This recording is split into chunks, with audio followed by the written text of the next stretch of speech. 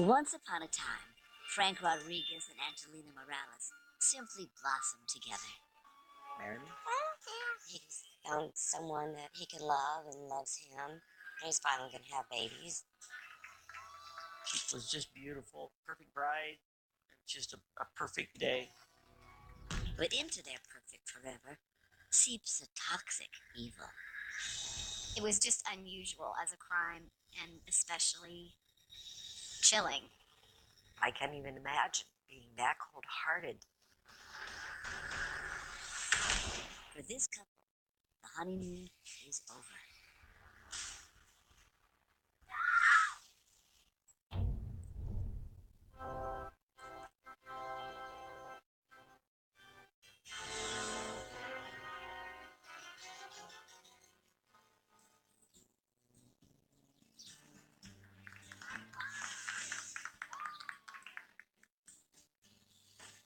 All his life, Frank Rodriguez has held fast unto one heartfelt dream: to have a family. And now the rock-solid religious man is delighted that his dream is finally coming true. Frank seemed very happy. I had never seen him more happy. He's just married his sweet soulmate, Angelina Morales. Angelina in her wedding gown was just the perfect bride. She was just beautiful. Angelina had struggled for years as a single mom until she met Frank. He's the love she's longed for, and a father figure for her daughter, Jessica. The wedding with Frank and Angelina felt like a new beginning. The wedding, just everything that somebody would picture a wedding being comprised of. Just a perfect day. Oh, all right. Right here. Now a complete family, Angelina, Frank, and little Jessica start their new life together in Paso Robles, California. But just a few short months later, that life is shattered forever.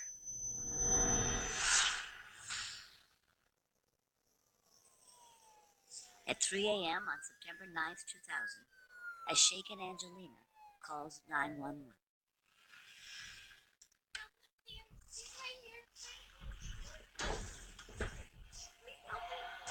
EMTs find Frank unresponsive. Sobbing, Angelina explains she had taken him to the emergency room 2 nights before. And he was complaining of just horrible, horrible stomach aches. The ER doctors thought it was the flu or food poisoning. But less than 48 hours later, Frank's fighting for his life. It's a terrifying turn for a man who's finally found the happiness he sought since he was a little boy.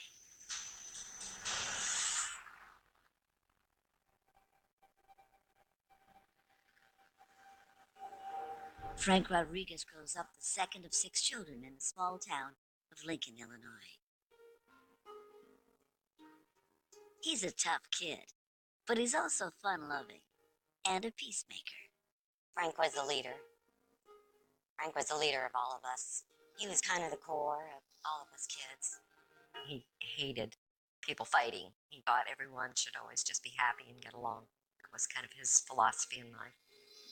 While in the Navy, Frank develops a strong Christian faith. He marries his hometown sweetheart. But eventually, the marriage turns sour. His first wife, she was kind of controlling. She convinces him to leave the Navy, which he loved. But there's one dream he won't give up on. Frank really wanted children. She did not seem to want children. To add salt to the wounded marriage, Frank's wife has an affair and leaves him. Affairs are betrayal. Cheating hurts. So after someone has experienced a spouse who has been unfaithful, it becomes a little more difficult to trust. But at the same time, they also have a longing to find somebody who they can trust. Heartbroken, but drawing strength from his faith, he joins the National Guard and gets assigned to an academy for wayward youth in San Luis Obispo. There, Frank discovers his true calling, helping kids his way. Hey, what's going on? We all brought to the academy something special that we wanted to present to the kids. Frank brought religion. He doesn't force it, but when he thinks they're open to it, he mentors the troubled kids about the healing power of faith. We'll work on this together and it'll be fine, okay? Thanks. You're welcome. All right.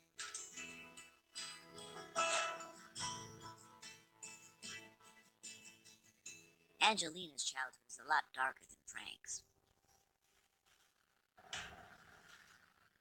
She grows up in Queens with an absent dad and a mother who works 2 jobs. Often babysat by relatives, she and her sister are preyed upon by a family member who regularly molests them. This is the greatest tragedy that can happen to a young child. It sets them up to mistrust relationships for the rest of their lives. Her innocence destroyed, she tries a desperate escape, attempting suicide several times. She would regularly go down to the beach. She would sit at the very edge of the jetty, hoping that a giant wave would come and sweep her away and drown her. And she would do that over and over and over again. At a certain point, that little girl figured, I'm going to have to save myself because no one else is here to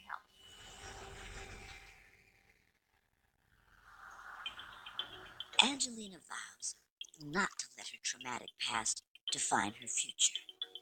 Seeking safety and structure, she joins the military. She meets a guy, gets married, has 2 daughters. For the first time, she's happy. Her life complete. Parenthood is one of the great healers for so many people. You're saying, I love you, mommy's always going to be here for you, I'll always protect you. And believe it or not, those words are then echoed, reflected inside your own head. So it functions as self-soothing. It became, in her mind, the ideal home that she had always dreamed she would have. Do you want some oranges too? But her perfect life doesn't last. Her 1-year-old daughter, Brittany, dies in a terrible accident. The baby had choked on a part of the pacifier that had broken off and gone down the baby's throat. As often happens after a child's death, the marriage crumbles apart. Angelina clings even tighter to her other daughter, Jessica, and summons the strength to move on.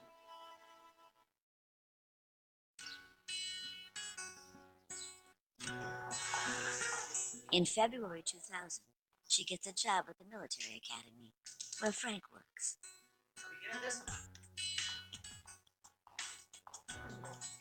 She notices the tall, good-looking guy with the sunny personality. Frank was a type of person that everybody had to love. You just could not like Frank. Frank would come into a room and it was like you turn the lights on.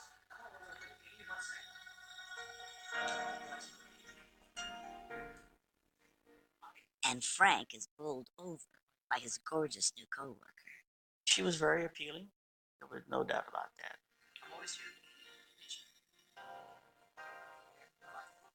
Charmed, he's ready to take one more chance on love. As they begin to date, he immediately falls hard for the single mom. He would love the fact that Angelina had a daughter. He really was happy to meet her, and he liked kids so much. Yeah. This was Frank's dream. The one thing he wanted in his previous marriage was parenthood. And now to have a possible instant family must have been very attractive to him.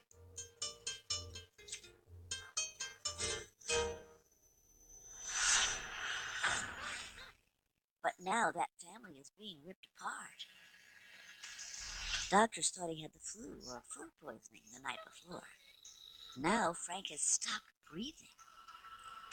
Whatever's killing him, it's no ordinary illness. Something was wrong. Something definitely was wrong.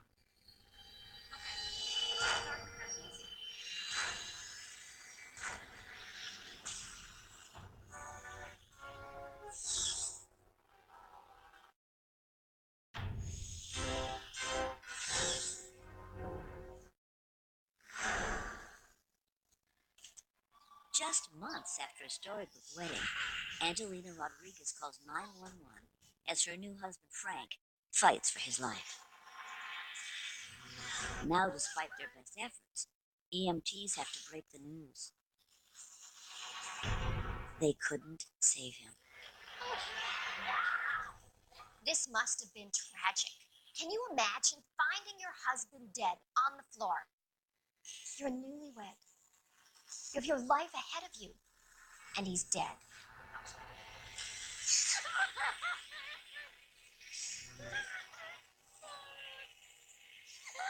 Now she has to make the agonizing call to share the news with Frank's family.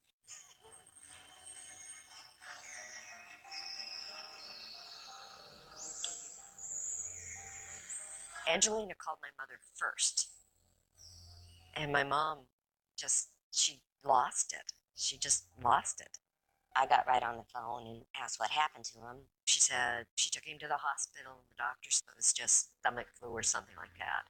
And so sent him home. The doctor prescribed rest and lots of fluid. And so Angelina and her daughter Jessica make him soup and feed him soup every 4 hours, Make you feel better. along with the sports drink to keep him hydrated. But instead of improving, he's dead within 48 hours.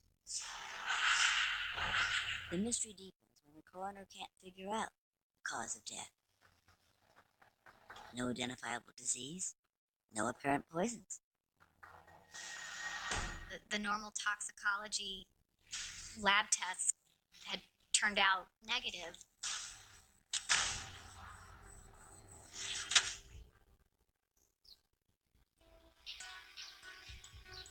With no official cause of death, the investigation automatically transfers to homicide detectives. Before they can rule it a natural death, they have to talk to Angelina. When they do, they get a shock. She's convinced Frank was murdered. She believes one of the more troubled students at his new school may have killed him. They had an issue in the hallway one day.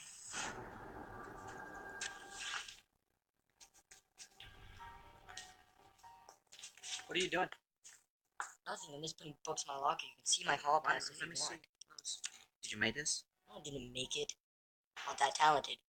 Angelina said students were putting some kind of poison in his coffee. We at the academy know that students are capable of doing something like that. Making sure. Could it have been a nasty school prank? Or did Frank push an angry teen too far and trigger a lethal reaction? There are hundreds of students at the school, and few of them are comfortable talking to police. Which one might have harmed Frank? And how? For now, there are no answers. But Angelina's certain something evil happened to Frank, just when they'd found love, at last. Earlier that year, Frank and Angelina had fallen for each other in a whirlwind romance. They each offer the other qualities they've desperately longed for in a partner. Angelina didn't even know stability until she met Frank. Here was a guy who could be a provider, and he could care for them and protect them. And with Angelina's love, his years of loneliness fade quickly into the past. Frank wanted a family. He wanted someone that he could love, someone that could love him for who he was, someone that he could have children with. And he saw that in Angelina. He told my mother that Angelina was his soulmate, that she was Christian like he was, that maybe they could have kids together. He thought she was really the perfect person for him. Young Jessica adores her new father figure, and Angelina was thrilled with Frank's devotion to both her and her daughter. Look, let's face it, finding love and a good commitment oriented guy when you're a single mother is pretty tough. Lovers are not always happy to take on the baggage that comes with dating parents. But she finally found the guy who said he would sign up for this. As the couple grows closer, she opens up about the pain of losing her younger daughter, Brittany, who choked on a broken pacifier as a baby. Though Angelina received a settlement from the manufacturer, it was little comfort for the unimaginable loss. Frank was a good consoler. So when Angelina showed him her grieving, her depression related to the loss of her baby, Frank was there to care for her emotionally and help her through that. That's right. Angelina appreciated Frank all the time, and Frank was just overwhelmed with the attention that he got from Angelina and from the daughter also, and he was just blossom around him. He just thought it was the greatest thing in the world. And in his arms, Angelina feels safe at last.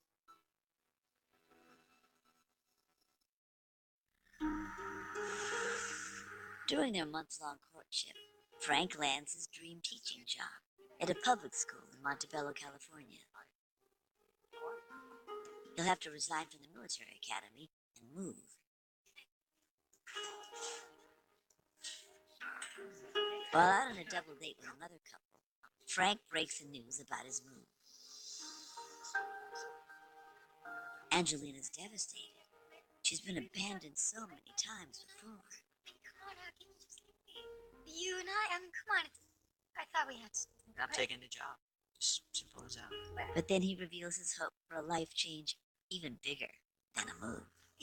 But come on, what do you mean I'm coming? What? You are.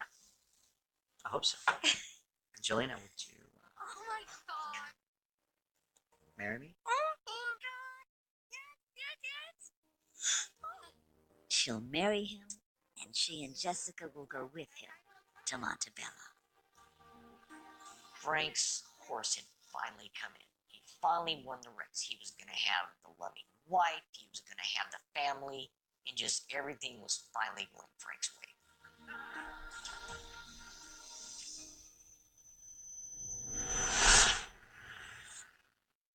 Now, that life he'd hoped for is gone forever. LA County Sheriff's detectives continue investigating the theory Frank was poisoned by one of his troubled students. They interview faculty at Frank's new school in Montebello to ask if any of the kids nursed a hateful grudge against Frank. Co-workers agree many of the students are rough, even dangerous, but no one can imagine even the worst of them hurting this beloved teacher. Sorry, I was acting like a jerk back at my locker. Sorry, I didn't mean it. The students wouldn't violently strike out at Frank because Frank was so accommodating to the students. That's right. Thank you. That's what I'm here for, okay? If you need me, see you in class. Be a good boy, alright? Detectives speak to Angelina again, hoping she can help ID anyone else with a possible motive for killing Frank.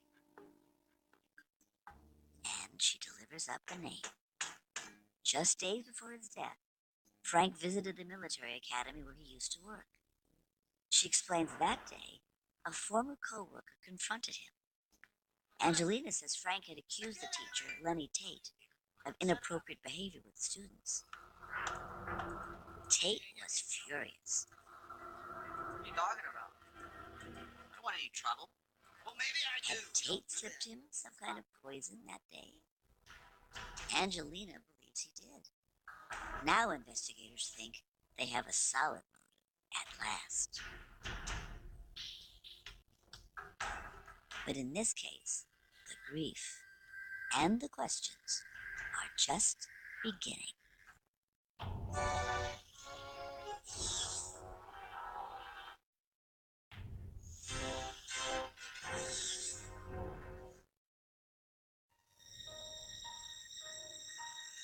In Southern California, New groom Frank Rodriguez has died after a sudden and mysterious illness. His wife Angelina believes he was murdered. She thinks one of Frank's former colleagues, Lenny Tate, poisoned him. She tells police Tate hated Frank for accusing him of improper contact with students. Detectives go to question Tate at the military academy, where Frank used to work. They need to know, is this the man who has robbed the couple of their happy future?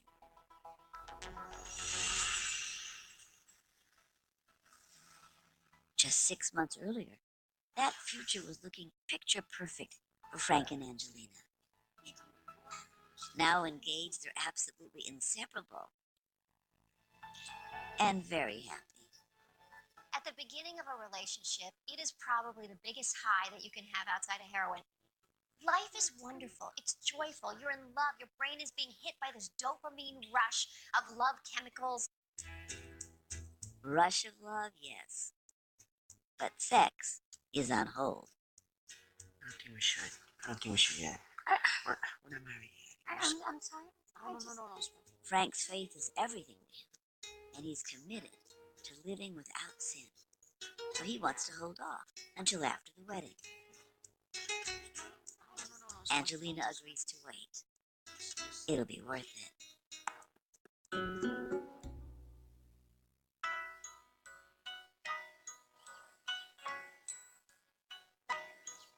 Though it's only been a month, they want to get married right away. Frank is disappointed his family won't be able to attend the wedding on such short notice. Still, he and Angelina look forward to a ceremony that's simple but perfect. It will have a blue and white theme. She'll wear a classic white dress, and Frank a sharp tux. So handsome. Yes, this is definitely the right tux. I look like I made $1. Perfect. At the time, Frank's so happy about the upcoming ceremony.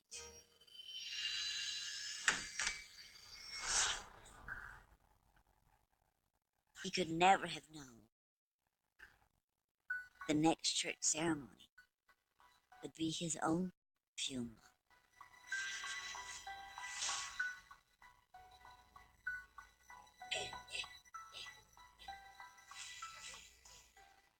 Angelina's daughter, Jessica, is especially crushed by the loss. When he was laying there at the wake, she put a teddy bear next to him. She put a ring on his finger. She was a sweet little girl. And I felt sorry for her. It's a heartbreaking day for everyone. Why did such a beautiful romance have to end so tragically? And how did Frank die?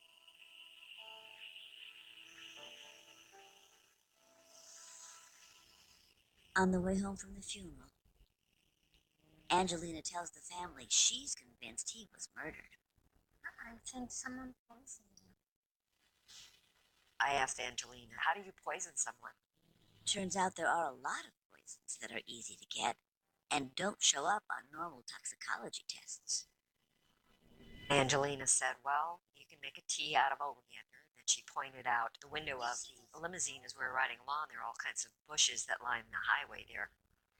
And they're oleander bushes. And she said, those are those flowers there. Oleander is very common in Los Angeles. It's used very commonly in landscaping, and so it just is sort of a common household shrub. Did Lenny Tate, the angry ex-co-worker at the academy, use this commonplace flower to kill Frank by slipping it into his coffee? Detectives order specialized tests for oleander on samples of Frank's tissue and grill Tate with a series of tough questions, hoping to get a confession out of him. Angelina was very convincing in convincing local law enforcement that something had happened to Frank when he was up there. Well, you have been mentioned as somebody that might have an axe to grind with Frank. But Tate vehemently denies having any problems with Frank. He swears they were still close friends. He turns the allegations back on Angelina, saying she was the one who accused him of impropriety, not Frank, and she had absolutely no evidence. He says Angelina pushed all Frank's friends away. But isn't that normal in a new romance?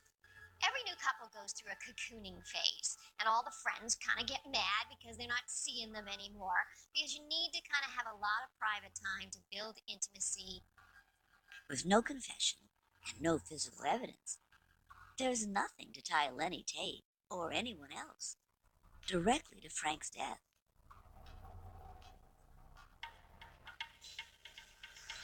Then the additional toxicology report comes in, and investigators are floored. Frank's body does test positive for oleander. But the report says oleander is not the murder weapon. And the coroner couldn't find enough oleander to justify the death. It wasn't a high enough quantity in his system. Some people believe that in small doses, oleander has medicinal qualities, boosting the immune system and reducing muscle cramps. Is that why Frank has trace amounts in his body? Every time police think they have a hot lead, it shrivels up and wilts away. But Angelina and her daughter deserve answers. Police will have to unlock even deeper secrets to uncover the truth behind this toxic tale.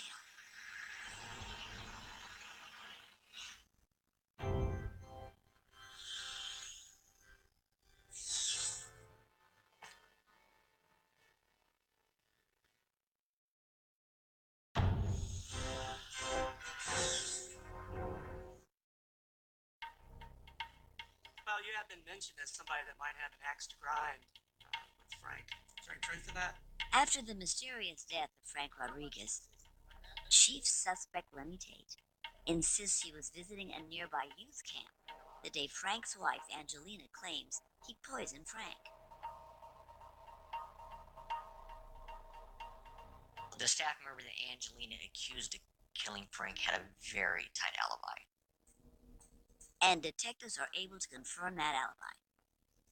He was not at the academy on the day of Frank's visit. There was no way that that person was even around Frank and could not have poisoned Frank in the manner that she said. The allegations that Tate behaved improperly with students? Completely false. And that fight with Frank never happened. They have to cross Tate off the suspect list. That is what really threw the first doubt in their mind that, you know what, maybe we need to look closer to home. Angelina had mentioned oleander, but oleander didn't kill Frank. And anyway, why would a murderer tell the cops her weapon of choice? So who did it? And how? Then several weeks into the investigation, Angelina calls police and tells them about a bizarre phone call she just got. She says an anonymous caller gave her the name of the poison that was used to kill Frank. And she called saying that he had been killed with antifreeze. Antifreeze. It's true that because it's so rarely found in people, it wouldn't come up on routine toxicology tests. Detectives order additional tests, looking specifically for antifreeze. While they wait for the results, they dig deeper into Frank and Angelina's past. And they discover that just 5 months before, on the big day, Frank expresses some last-minute doubts to his good friend, Rich. The day of the wedding, we were in the back of the church. Frank confesses he isn't completely sure about Angelina. I was very surprised. It's the first time I've ever heard him ask somebody, do you think I'm doing the right thing? I mentioned to him that, Frank, we can walk out of here right now if you're uncomfortable. Just pray with me. Yeah. All right, let's pray. Sure. Let's pray. And he was asking God's guidance on whether he should marry Angelina or not. And he needed a sign for it. Tell me that she's the right woman. Give me a signal. And as soon as we got through with the prayer, Come in. that's when Angelina came in the room and gave him a watch. It's bad luck to see her before the wedding, but she says she just couldn't wait. And I could see his eyes just, watered up. When she left the room, he says, I'm doing the right thing. And he considered that a sign. Now Frank is dead, and nobody knows why or how.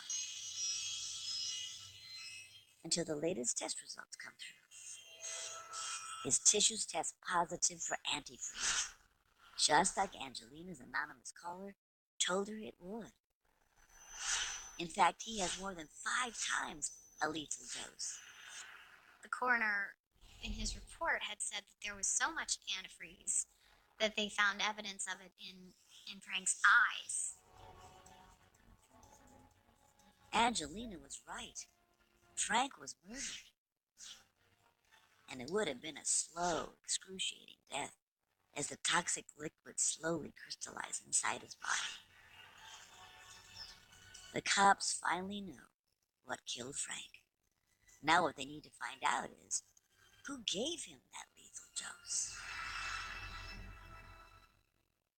As police delve deeper, they learn Angelina and Frank's brief marriage was a troubled one. Prior to their wedding, they abstained from sex for religious reasons. But that didn't change after they vowed to love each other forever.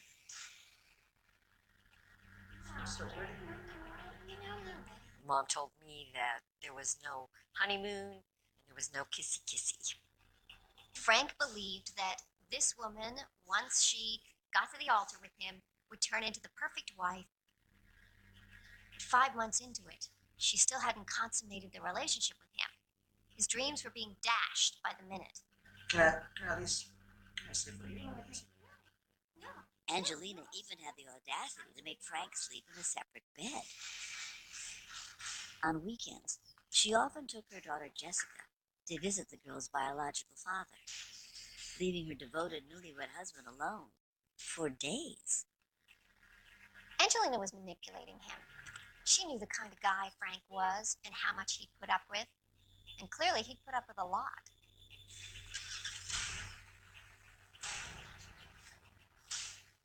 Was this a case of a new wife with a chilly libido? Or had Angelina lured Frank into a loveless marriage just to kill him? Friends report Angelina had actually talked about getting rid of Frank for his insurance money. Assuming it was a joke, they discussed how to kill your husband. And her friend thinks she's kidding and says, well, you could always poison him with oleander. And Angelina's like, what are you talking about? Her friend explains that oleander is the stuff that grows on the side of the highway. One of her friends says, or you could use those antifreeze-soaked hot dogs like they did with those dogs in some other story that they heard about. And Angelina says, but why would dogs eat hot dogs if they have antifreeze in them? And the friend said, well, because it tastes sweet. It's sweet, all right. Like the sports drink Angelina served her husband on doctor's orders the night before he died.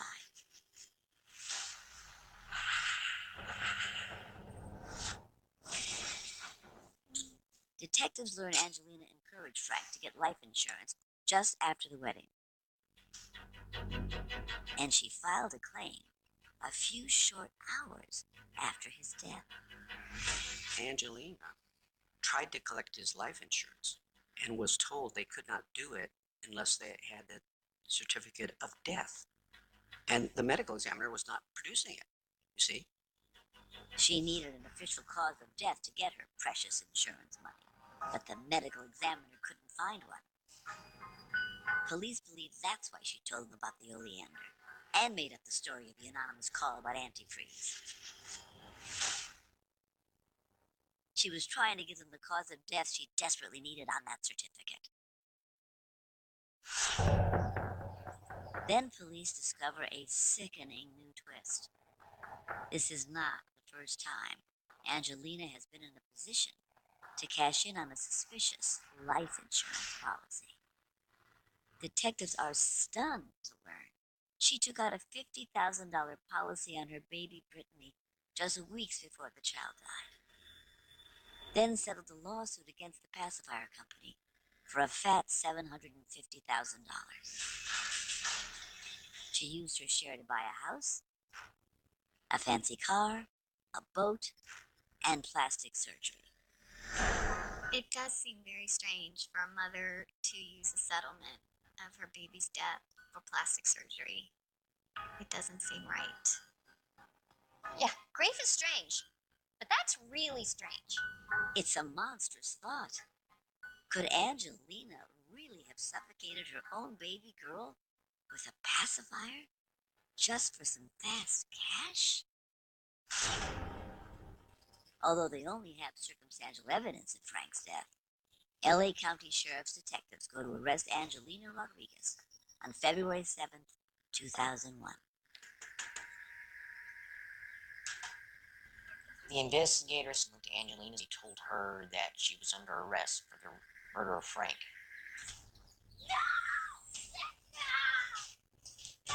She just dropped to the floor. She could not believe that she was being arrested. She did not see it coming. She completely denies any involvement in her husband's mysterious death, but she does admit she lied about it. And now she's finally ready to tell the truth.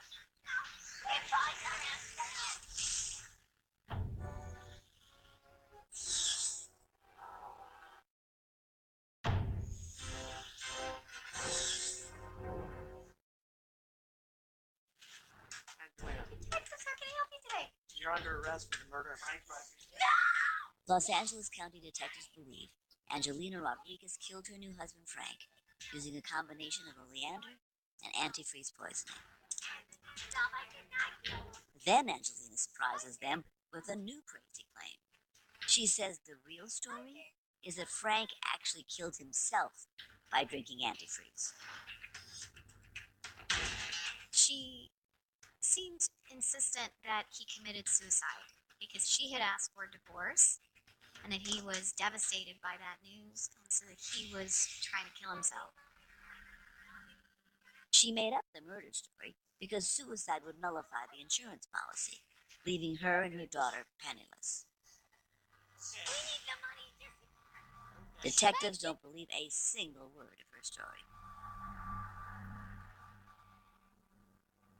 As prosecutors prepare for trial, they discover Angelina's been having an affair with an ex-con on the weekends she supposedly took Jessica to see her father. And poor Frank was waiting all this time for his new wife to be intimate.